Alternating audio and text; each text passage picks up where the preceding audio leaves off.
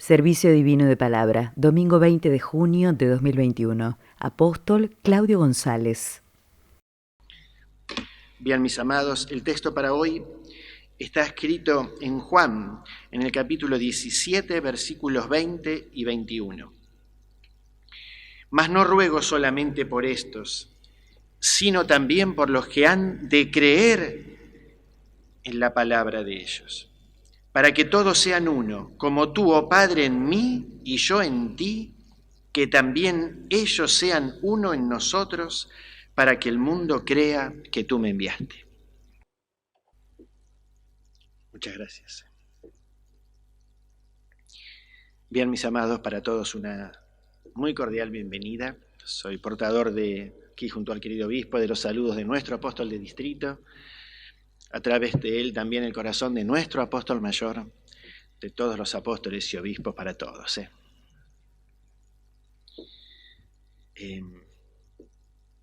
Nuevamente, la gracia de Dios nos permite estar frente al altar.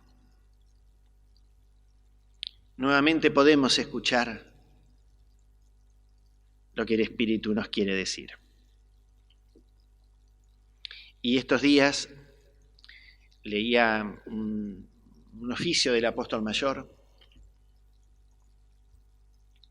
En él expresa que mantengamos vivo el fuego del Espíritu en el altar.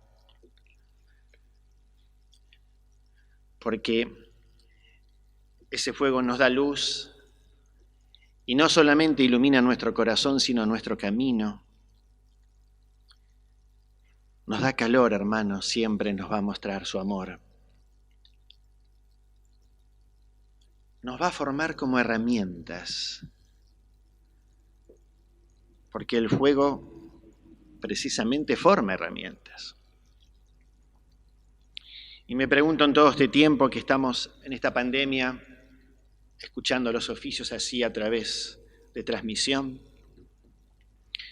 ¿cuántas herramientas seguirán formando para el servicio de su obra?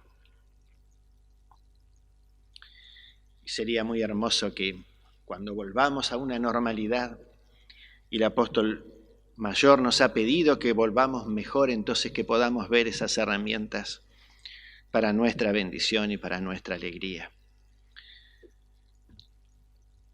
En casa, vieron que cuando uno está con los oficios presenciales, hacemos la oración antes de salir de casa, hacemos la oración cuando llegamos a la iglesia para poder estar vinculados a la palabra, para que Dios nos dé una alegría especial o nos responda.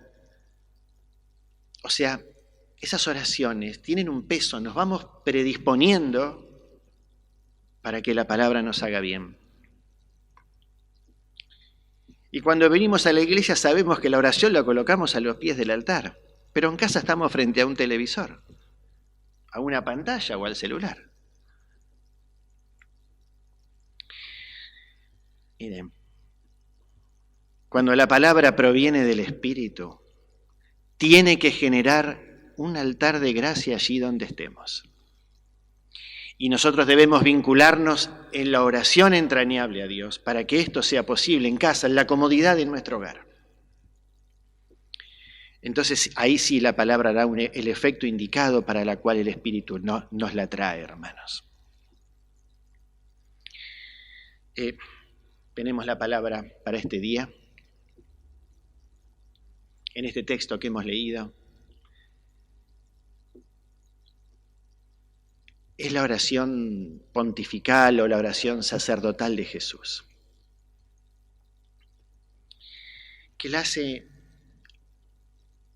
prácticamente unos instantes antes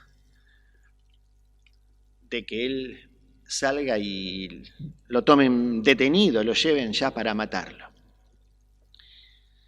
En una noche muy especial, según los evangelios sinópticos y Juan, siempre hay una diferencia de un día, pero sin entrar en la discusión de cuándo fue, imagínense el jueves a la noche. Jesús invita a cenar, invita a comer a sus discípulos Y vieron, no sé si les pasa, pero toda nuestra vida transcurre alrededor de la mesa. Pero no es solamente por el alimento en sí, que por supuesto nos hace bien. Es por todo lo que se vive. Y el condimento especial de esta cena no estaba en los alimentos que se iban a presentar. Estaban en Jesús. En que Él sabía que había llegado su hora. Y está dejando en esta noche como un testamento, hermanos, que Dios permita al Espíritu nos lo pueda mostrar. Vieron que cuando nos sentamos a la mesa en una familia grande, estamos los hermanos, los hijos, los abuelos, hay miradas, hay debates, hay discusiones que enriquecen a la comida en sí. ¿Por qué? Porque cuando hacemos la oración nosotros por la comida, no solamente pedimos por el alimento y porque Dios desligue de la contaminación de ese alimento y nos haga bien, nos haga de provecho. Estamos pidiendo que se haga presente en el lugar que estamos. Ahí estaba Dios en Jesús. Y fíjense que estos ingredientes van cambiando porque una de las cosas que hace es lavarle los pies a todos sus discípulos, según lo que nos dice el Evangelio de Juan. Y no lo hace con uno como una muestra, porque después estaríamos hoy buscando a ver por qué le limpió los pies a ese, estaríamos buscándole algo teológico a todos.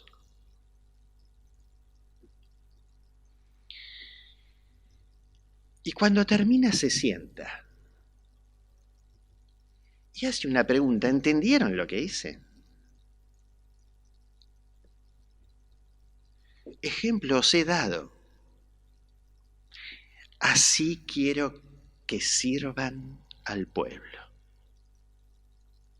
Y que se puedan limpiar unos a los otros los pies de esa manera. O sea que ya estaba la vara para el servir muy alta. Se tiene que servir con humildad y el que quiere ser el mayor tiene que ser el que más sirva a todos. El que los atienda, el que los cuide, el que los proteja, el que genere un buen escenario para que todos puedan disfrutar del servir, de la palabra y de todo lo que se genera en la iglesia. Se dan cuenta que ya la comida va pasando a segundo plano, ¿no? Donde es más importante es la conversación y lo que está sucediendo. Anuncia que lo van a traicionar. Me imagino el momento.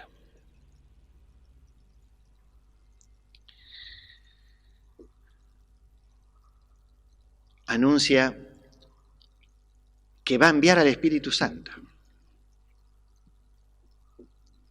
Y mis amados, le dice a Pedro que lo iba a negar 3 veces. Jesús los había citado a una comida pascual, pero estaba dejando su testamento de todo lo que iba a pasar. Les da indicaciones a sus discípulos. Les da indicaciones de cómo Él quería que vivan el servicio a Dios, o sea, entregados a Dios. Porque ¿qué es un discípulo? Si no es aquel que está totalmente consustanciado con su maestro, entregado a Él, y que tiene una vida exactamente igual a Él.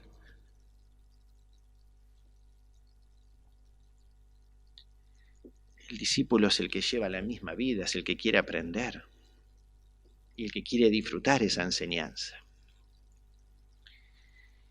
Y por último, hermanos, ¿vieron que de la comida no se habla nada?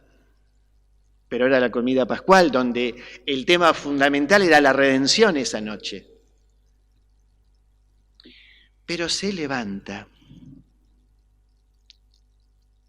y elevando su mirada al cielo y sus brazos al cielo, finaliza toda esta noche con la oración.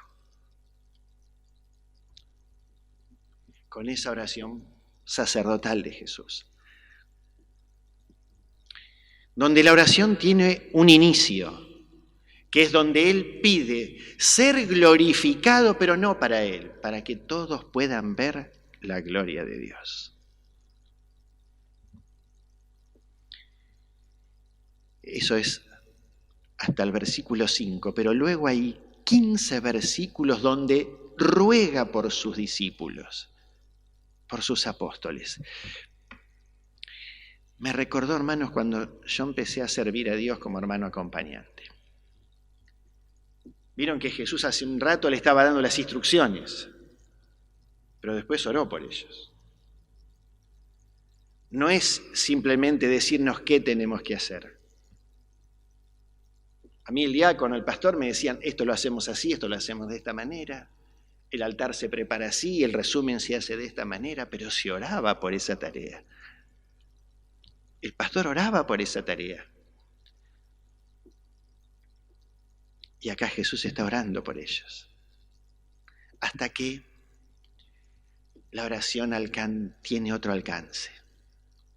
Y esa noche, Jesús oró por mí. Jesús oró por todos nosotros. Porque cuando llegamos al texto de hoy, lo vamos a ver, miren, lo voy a volver a leer. Mas no ruego solamente por estos, sino también por los que han de creer en mí por la palabra de ellos. Ahí oro por mí. Ahí oro por cada uno de nosotros. Fíjense el alcance, tuvo un inicio esa oración, pero no tiene fin. Tiene vida en sí misma, porque Dios es vida y porque Jesús es vida y porque el Espíritu Santo nos trae en esa vida de Dios y nos la colocan en nosotros. Jesús oró por nosotros, hermanos.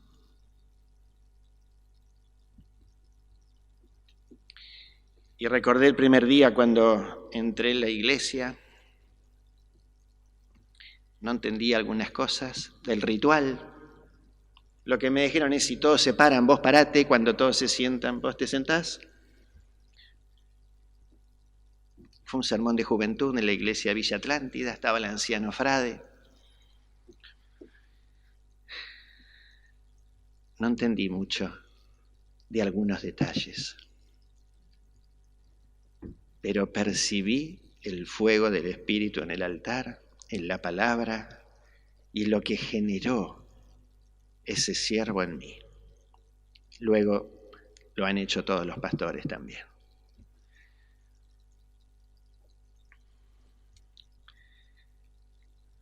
Y creí en la palabra de los apóstoles, claro que sí, la sigo creyendo. Porque me traen un evangelio puro, porque justamente es el ministerio que debe guardar junto al Espíritu Santo este eje fundamental de nuestra iglesia, es mantener vivo y puro el evangelio de Jesús.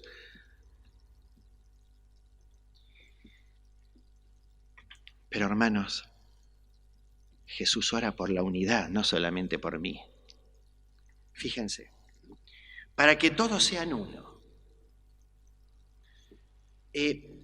Pero uno que en una uniformidad, en una parte exterior, no, los siervos no tenemos que ser uno en la fase exterior porque los dos hemos venido junto al obispo con traje negro, camisa blanca y corbata negra.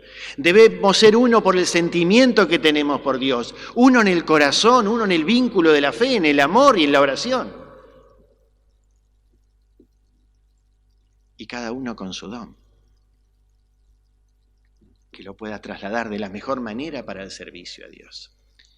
Para que todos sean uno, como tú, oh Padre, en mí y yo en ti.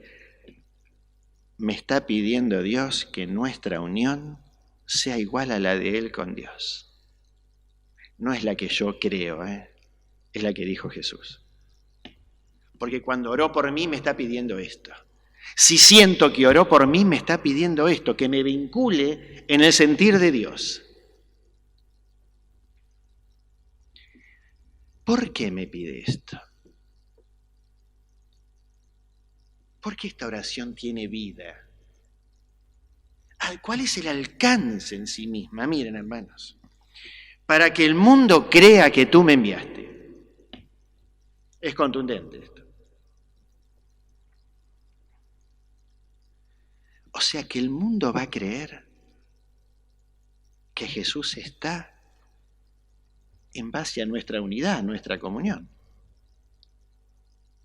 A una comunión de espíritu, de corazón, de fuerza. En mi vínculo con mi apóstol de distrito, con los obispos, con el pastor, con mi familia, con todos aquellos que amo.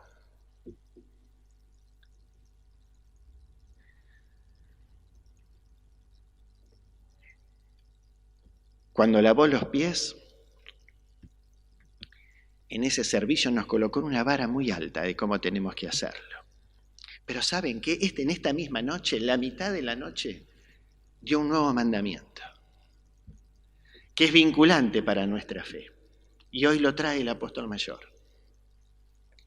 Dice así: y un nuevo mandamiento os doy. San Juan en el capítulo 13.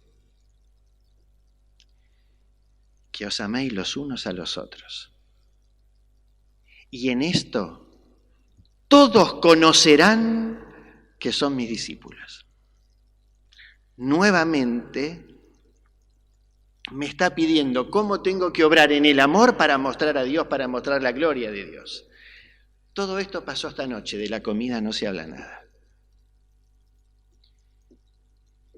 Y cuando ruega por lo que van a creer en la palabra de Jesús, en esos discípulos, sabemos que esta noche lo llevan a Jesús detenido, lo van a juzgar, lo van a matar rápidamente al otro día por la tarde.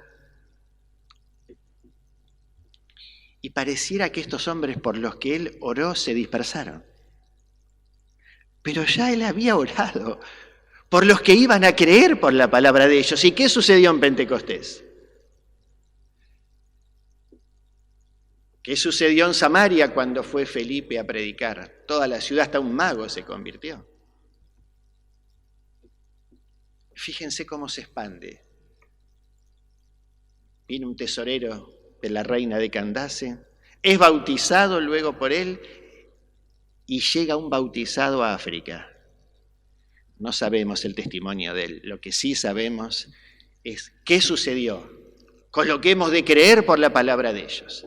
Ahí es donde el Señor crea una iglesia, sabiendo que el cristianismo que se empieza a formar, se forma con diferentes razas, con diferentes personas, con diferentes cultos, con diferentes culturas. Porque había judíos conversos, había gentiles, griegos, un africano. Jesús sabía que no podía haber una uniformidad. De hecho, los apóstoles tuvieron que armar concilios para unificar algunos detalles.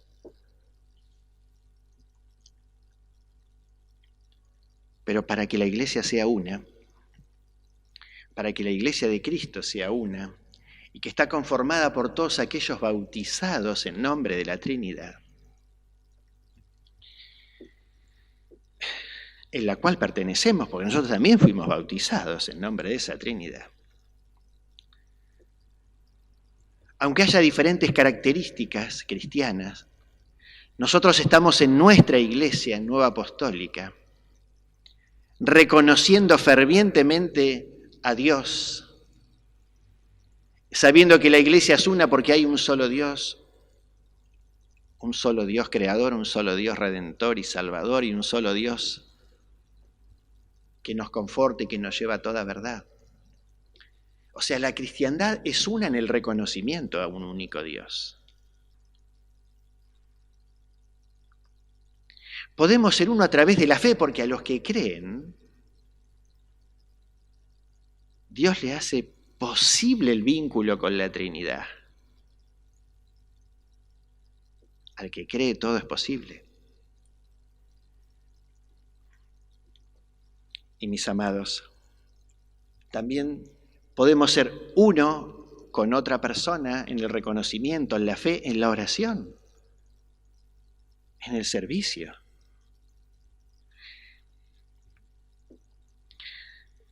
Yo nací en el siglo pasado y me enseñaron muchos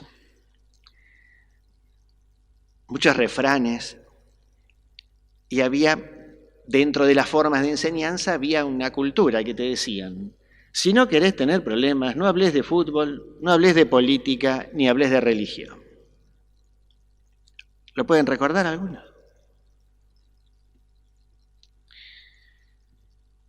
Hermanos, de fútbol se puede hablar. De un sistema táctico, de un sistema estratégico. De cómo presionar, de cómo defender, de cómo atacar.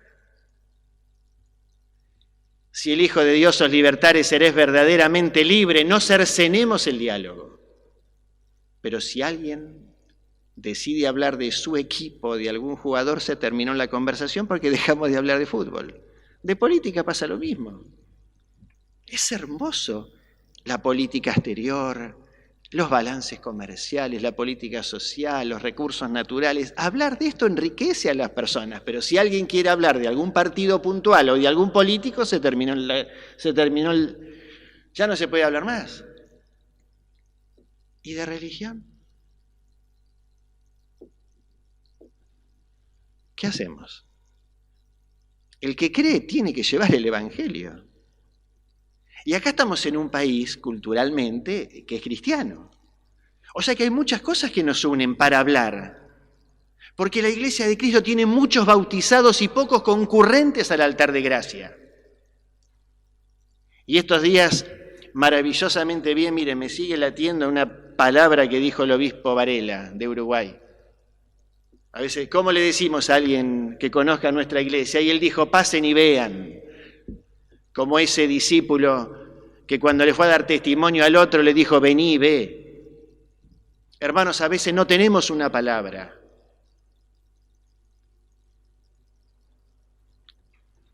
Pero ¿cómo no decirle a otro, vení a conocer a mi pastor? Él me trae la palabra de Dios.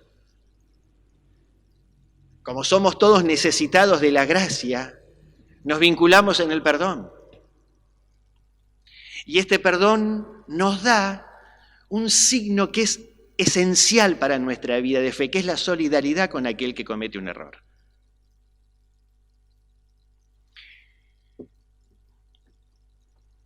¿Recuerdan a Zaqueo, recaudador de impuestos de Jericó? Nombre bajito, quiere escuchar a Jesús, se sube a un árbol. Él vino a Jesús, pero Jesús lo estaba esperando. Lo llamó por el nombre y le dijo que iba a entrar a su casa. Me imagino la emoción de este hombre, de lo poco que hizo y sin embargo tuvo un resultado tremendamente alto. Jesús iba a ir a la casa de él. Y si hasta ese momento era corrupto, ese día dejó de serlo. ¿No es así? Resulta ser que ante el Señor, que todos podemos cambiar y que hace todas las cosas nuevas, alguien dejó de ser algo y para mí durante 10, 15 años después lo sigo adjetivando a esa persona con una cosa distinta.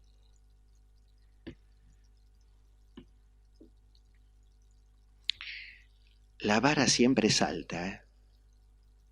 Hay que servir como el Señor. Cuando amamos mostramos quiénes somos. Y cuando mostramos la unidad del Espíritu, lo vuelvo a leer. El mundo va a creer que tú me enviaste. Ese es el Señor, que dio su testamento esta noche, esa noche, que los invitó a comer, pero ¿nos damos cuenta lo que dejó? ¿Nos damos cuenta cómo cerró en una oración antes de entregarse? ¿Y cómo oró por mí para que yo hoy tenga la gracia de tener un altar de gracia preparado con un Espíritu Santo que nos conmueve y nos lleva a la terminación?